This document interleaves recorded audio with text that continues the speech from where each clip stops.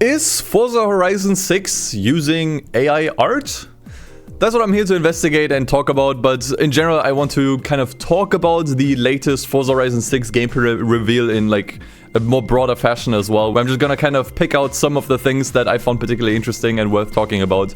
But I kind of wanted to front load this video with this discussion. I've seen this a couple of times now on like various Discord servers, a little bit of Reddit, as there are some fairly valid concerns going around that Horizon 6 might be using AI art. And before I get into any of this, I just want to make one thing really clear. Don't freak out about this yet, okay? Don't go on any Twitter tirades, don't go out of your way to harass anybody, because at the moment it is too early to tell whether they are definitively using AI art or not. So far, all of these are assumptions and guesses, and I'm going to try my best to just kind of like pick out certain parts of the trailer and just kind of like talk about certain textures where I think it might be AI or I think it might not be AI, but just once again to just kind of like get this out of the way. Wait, don't freak out yet. The point of this video is not to just immediately start some kind of like drama or whatever. It's mainly to inform and raise awareness. So yeah, let's just get into it. So we can see this like massive art panel here in what seems to be like a warehouse. And this is like really the main one that people pointed out and questioned. Was this generated? And honestly, like I'm not an expert on this. I'm not an expert on generative AI art. But I looked at this for a while to see if I can find any imperfections or things that don't make sense. And I'm more leaning towards no. Probably not. I don't believe this is AI. You can see that there are some imperfections with the gears here. Like they're not like 100% straight. But I think these are like man-made imperfections. Like this is not the kind of imperfections that an AI would produce. At least I don't think so. So I do think this one is like a proper art piece that an artist made. However, there is also another shot from the city of the game that has me a little bit more mixed.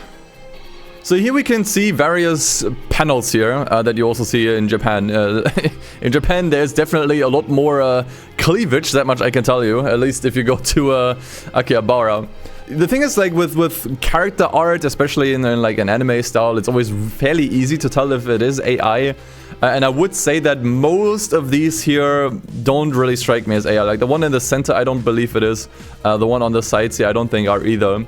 However, this one here, that's like the only one where I'm kind of 50-50. It really reminds me a lot of this like comic, cartoon, Ghibli-ish art style that generative AI tends to like produce.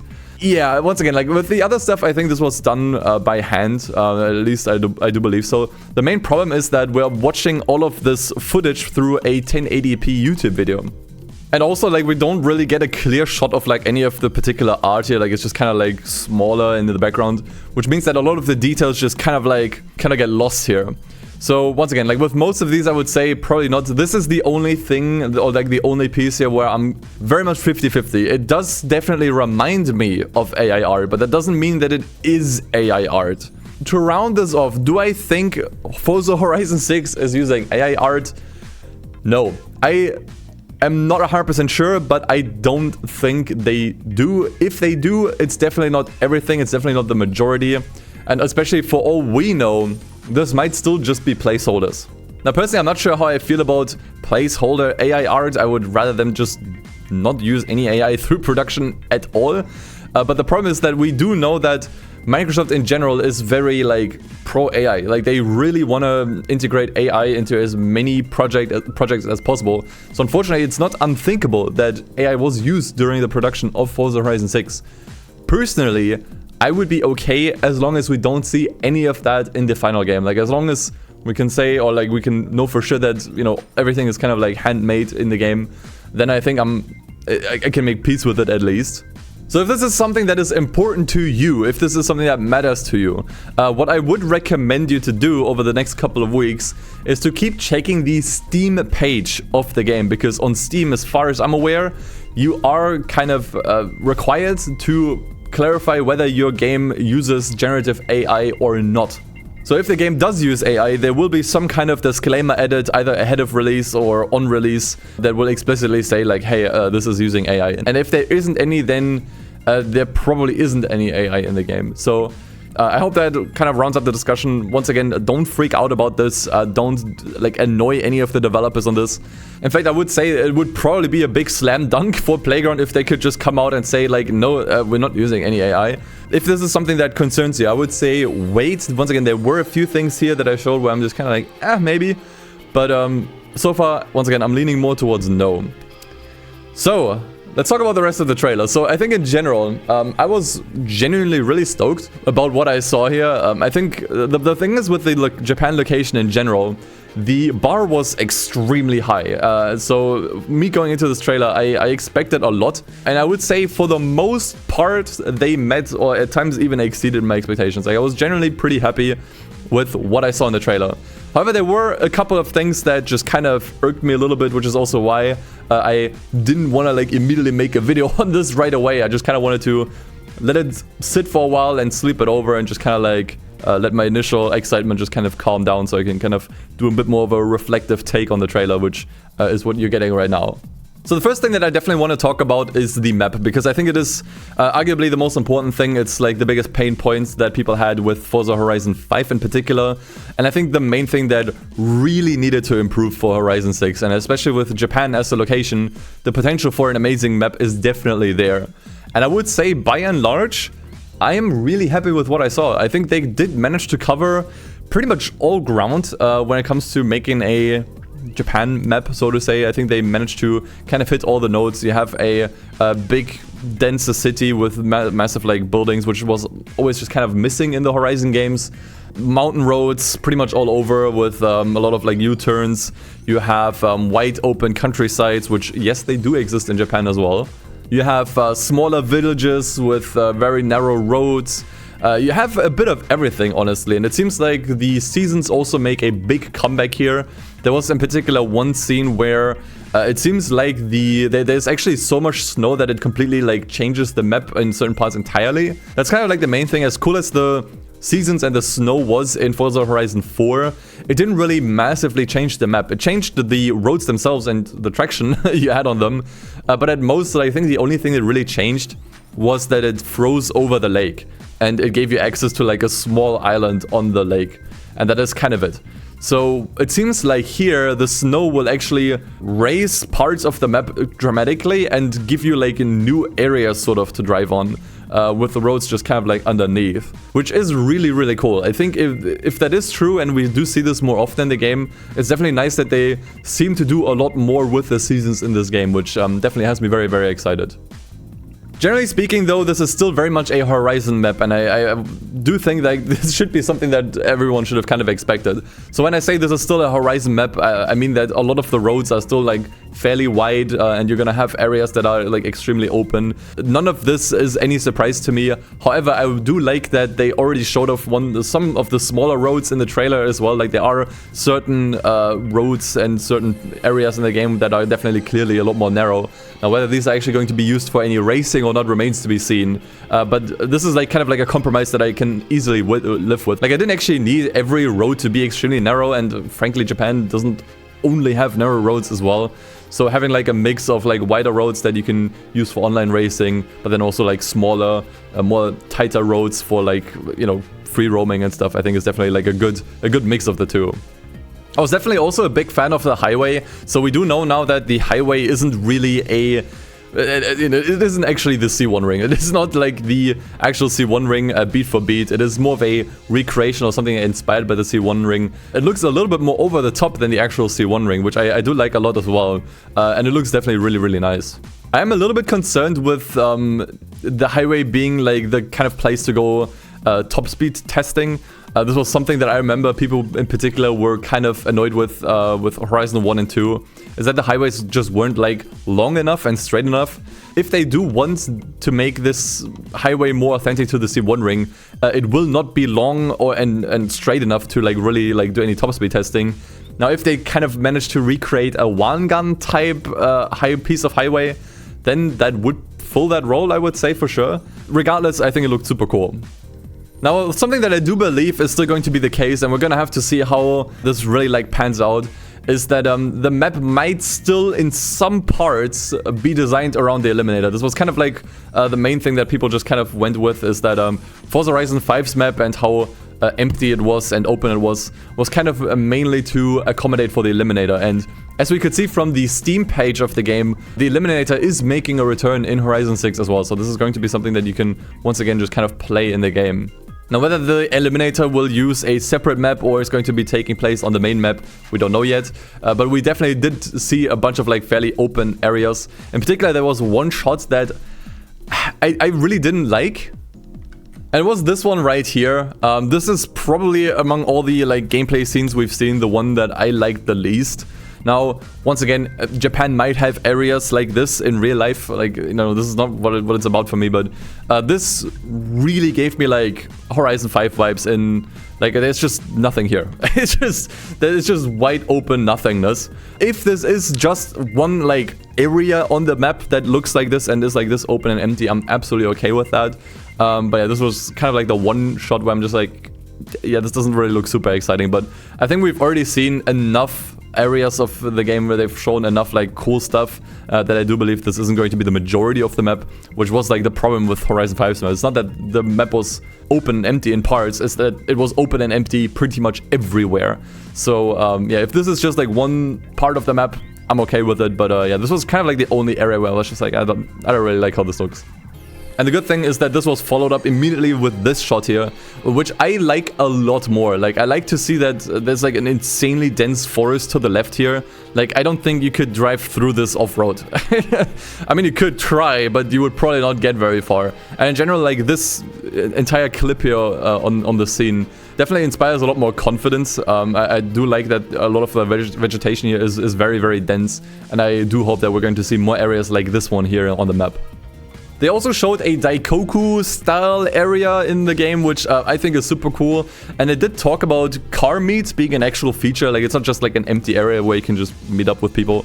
But car meets will have like an actual, or will be an actual feature in the game where you can actually test out other people's cars and download their tunes and download the liveries and do all kinds of other stuff.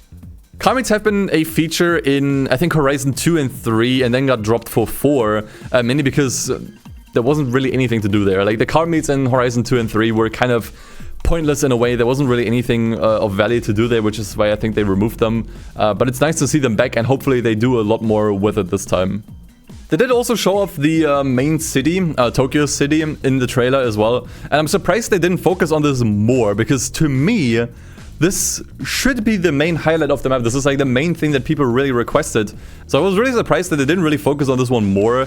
And it might be either because they plan to show more of it later at some other point, or because there isn't too much to show.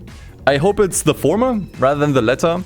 But they did show like a few small snippets of the main city, and I feel a little mixed. There's something about it that feels a little bit uncanny. And I think it's mainly because the main city still feels rather empty. And I feel this way about a lot of the scenes that they showed here. There just doesn't really seem to be that much traffic anywhere you see in the trailer. And you gotta remember, this is like a very like manufactured trailer, so they could really like put down like cars and other drivers exactly where they wanted to. Like, this is still very much like built to show as much liveliness as possible.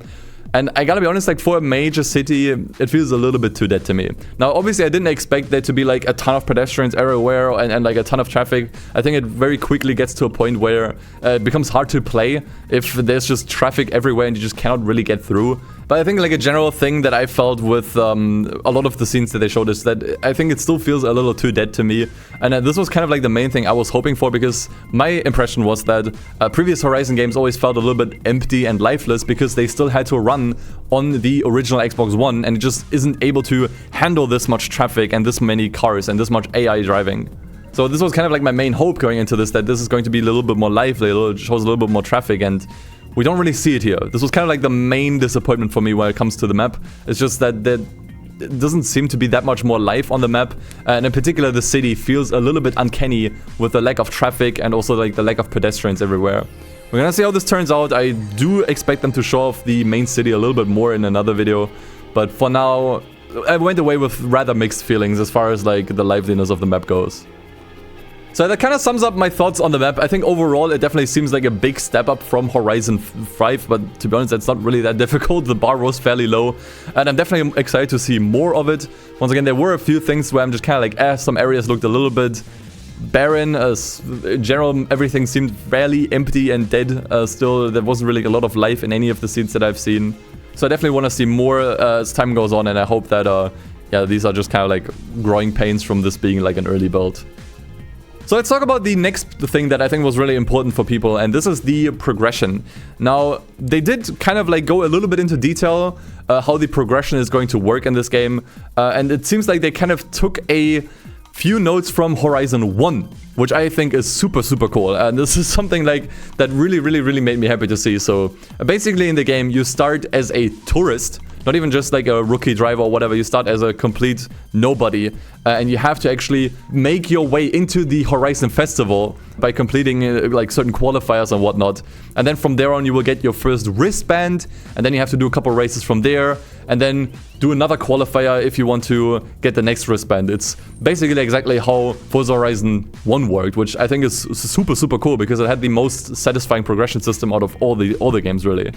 However, one thing that I would like to point out that I think a lot of people seem to miss is that this is really cool, but it's just world building for now. So I cannot hate on this at all. I definitely like that they're not going the, oh, you're like a superstar and everyone loves you route, which I think just really went on everyone's nerves with Horizon 4 and 5. I'm glad that they kind of ditched this like influencer angle as well.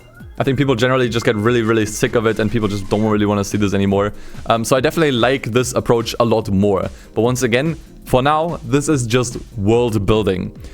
We don't know yet if this is also going to translate into a gameplay standpoint. Like, if the game starts and you immediately get bombarded with like a bunch of wheel spins and supercars and hypercars and what have you, then it doesn't really matter that much. It's definitely nice that once again the world building, there seems to be like a little bit more thought and effort put into the world building, but this kind of progression system also needs to transfer over to a gameplay standpoint.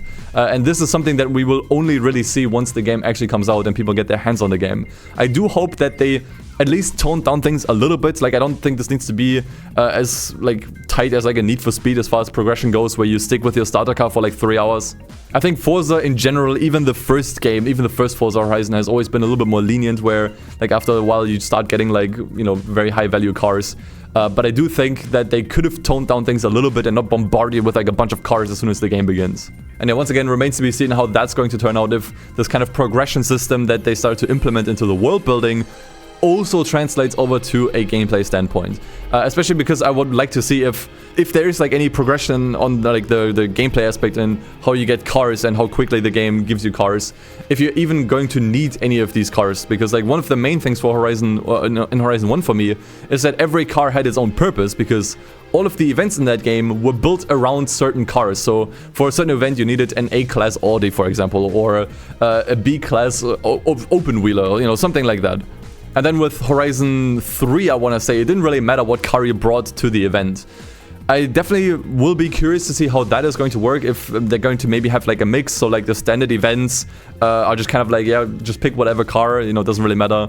But then there's going to be some special events where you need to bring something a little bit more special. I think that way would be the best way to go about it, because that way you could have like the best of both worlds. But once again, they didn't really talk about the gameplay all that much here as far as the progression goes, so yeah, gotta wait for more info on that. But one really cool thing that they showed off when it comes to the progression, so by the time you basically complete the Horizon Festival, I guess, by the time you become the best driver and just kind of get your final wristband, you do actually unlock a completely new area, which I think is super cool. Like, you basically get to drive to a completely new island that is initially still locked for you. Now, I'm not sure what you can do in this new island, if this will have like new races and new events and whatnot. Remains to be seen. It also remains to be seen if this piece of if this island is even good or not. But I generally really like the idea of just having like one piece of the map that is still locked to you until you actually complete the game. I really dig this idea. But once again, remains to be seen what the island is going to be like and what you can do on it. But seems really cool. Now, the next thing that I think is also pretty much important, but I'm not sure what there is to say, but I'm just gonna bring this up, is whether or not there's going to be any changes with the handling and the physics. So I always thought that the Horizon games had pretty decent handling. Like, I don't think they needed to really like reinvent the wheel when it comes to the handling. I think they already had something that worked, but I would have definitely liked to see at least like a few changes so that the game at least feels a little bit different. And obviously from this trailer, we cannot really say if there's going to be like any major handling changes. However, what I did notice is that there seems to be a new suspension model, because there were a couple of scenes where I could definitely tell there's a lot more going on with the suspension than we initially got with Horizon 5. Where I think there's like a lot more going on under the hood with how the suspension kind of like travels under like bumps in the road. And this would definitely have an effect on the handling and the physics, at least on paper. So I think there is a good chance that the physics and the handling feels slightly tweaked. I would not expect any major changes, and once again, like I don't think there are any major changes necessary for the handling and physics, but it would be nice to just kind of see like a little bit more going on under the hood. Another thing that they also brought up shortly in the presentation was customization. So I don't expect there to be a like Need for Speed style customization, and frankly for a Horizon game I also don't need it. But it seems like they definitely want to do a lot more with it, especially when it comes to customization of the map, which I think is honestly way more exciting than car customization to me. So the main points that they kind of showed off is, first of all, overhauled Forza Arrow, which, thank God, I just want to point that out. They only showed, I think, 2 examples in particular, one of which being a new Forza wing for what seems to be hatchback cars. That actually looks pretty decent. And also a new Forza Arrow front bumper. And I gotta be honest with this one, I'm kinda not really happy. It's definitely different than the Forza splitter front bumper that we had from before, but it's still very, very similar, and especially because it still has the same kind of like look to it. You still have this like really usually off-looking towing hook in the front, the red one, that I think just ruins a lot of like liveries and the look of a lot of cars. We don't know yet if this is going to be the only Forza Arrow in the game. For all we know, they might now have several different Forza Arrow pieces, which I would definitely very much welcome. But so far from what they showed here, the Forza Arrow looks fine. It doesn't really look like crazy, and we don't know if the ugly looking Forza Arrow wing, the standard one, is still in the game. But it's nice to at least hear that they did at least confirm, like, okay, they did overhaul some of the Forza Arrow. In general, they definitely seem to take community wishes and suggestions a lot more into account when it comes to the customization. Also just the rest of the game, I want to just point out. But now you can, for example, put on stickers on the windows, which I think is cool. This is something that Need for Speed has had for years, and it's nice that you know, they're finally catching up with Horizon as well. But really the cool thing for me is that you can now have garages that you can store your cars in, which is something that I've been wanting pretty much ever since Horizon 4, because with Horizon 4 they introduced housing, but it was completely superficial. Like, the houses didn't really offer you any value. It's just kind of like a place where you can just kind of like go into the garage, and that's kind of it. But now every house that you buy in the game will have a garage attached to it, where you can store your cars, and they didn't really go into any detail with the extent of it, but you can apparently customize the garage as well and just kind of swap stuff around. They did say they are fully customizable, but they didn't really show anything about the customization, so I would take that with a grain of salt for now. Also, for now, it seems like you can only store 3 cars in these garages. Now, there's a good chance that these garages that you can buy, depending on how expensive the houses were, have different sizes. So you have a garage where you can maybe only store 3 cars, but then maybe you can store 6 cars in these garages. It remains to be seen how many you can really store, but if it is only 3, that would be a little bit disappointing and a little bit too little for me, honestly.